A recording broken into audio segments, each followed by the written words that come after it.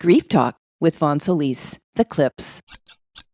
I discovered many years after my struggle in grief that it is actually better and healthier for us to face our pain. One of the staples in terms of messaging of this podcast is going to be that grief is not solely related to human loss, which culturally we're trained to believe that is the case. We can be in enormous grief, leaving something behind. We can be left with any number of situations, dysfunctional childhoods, that leave us feeling very, very sorrowful for the child we were and what we endured. Grief is really about feeling an intense pain. It is related to loss and feeling very, very sorrowful and painful about that loss.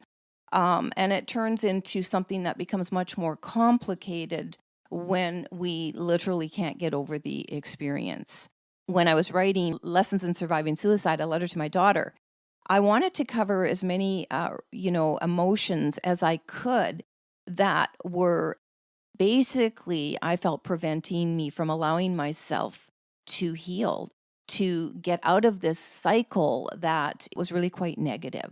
There are so many more negative emotions than positive ones. So in order to allow ourselves to even begin to move forward and looking at regret, the two main points in the lesson are that in order to let go of regrets, you must be willing to rethink your beliefs, and you must let it be okay to feel okay. Now, on the first point, be willing to rethink your beliefs. My course is all about, over the 13 lessons, teaching you exactly how to change your mindset. So, getting stuck in regret, I could probably talk considerably longer about my own regrets I had for years and years and years. My very, very first experience with grief, I've had plenty more since my daughter died, but my very first experience with grief was losing my daughter. So I fell in the pool with the sharks, and man, did it eat me up.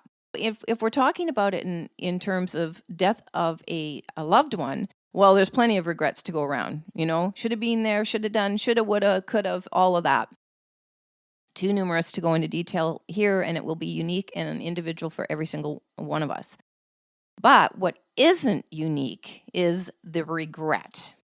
So when I thought long and hard about this in terms of writing Lessons in Surviving Suicide, I was really looking at the core of my being and understanding. It wasn't about fixing every single regret. It was about letting go of the regrets I could let go of that day and moving forward.